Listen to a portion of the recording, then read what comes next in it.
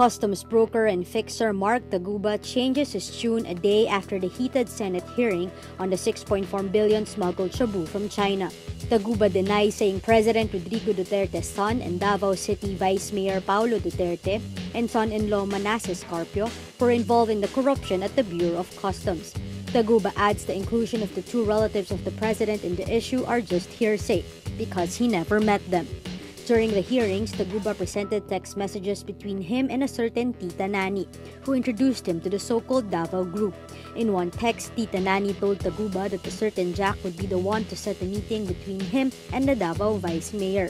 But Taguba said this never pushed through and that he never met the president's son. On Thursday, Taguba read new sets of text messages between him and Tita Nani, which mentions Carpio, the husband of Davao City Mayor Sara Duterte. Carpio was earlier implicated for visiting the office of Customs Commissioner Nicanor Faeldon. Carpio, a lawyer, admitted he goes to the Customs office, saying he had clients who have transactions with the Bureau and denied that the visits to the BOC were linked to smuggling. Senator Antonio Trillanes says Taguba's change in tune is a sign that he is being pressured. He insists the text messages Taguba read Thursday clearly identified Duterte and Carpio. The Philippine military on Thursday says it has retaken another critical bridge in Marawi City as troops pushed forward against local terrorists to end a war that has dragged on for over 3 months. 3 soldiers are killed and 52 others are wounded in the military offensive to take control of Bangolo Bridge. This brings the death toll among troops to 136. Bangolo Bridge is the second of 3 critical bridges in the Marawi battle zone. Troops took control of Mapandi Bridge last month. President Rodrigo Duterte signs into law an amendment to the revised Penal Code which assigns higher fines to those spreading fake news. The amended law says that a person who commits the crime of unlawful use of means of publication and unlawful utterances can now be fined 40,000 to 200,000 pesos. This is aside from imprisonment of 1 month and a day to 6 months. The fine for this used to be only 200 pesos to 1,000 pesos.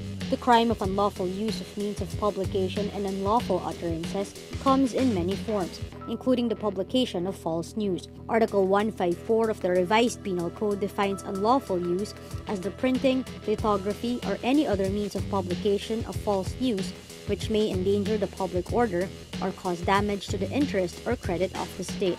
Communications Assistant Secretary Mocha Uson had earlier been called out for posting a misleading photograph of supposed Filipino soldiers. The Philippine News Agency has also been linked to a series of gaffes recently, including the posting of a Xinhua article that calls the historic ruling on the South China Sea won by the Philippines against China an ill-founded award.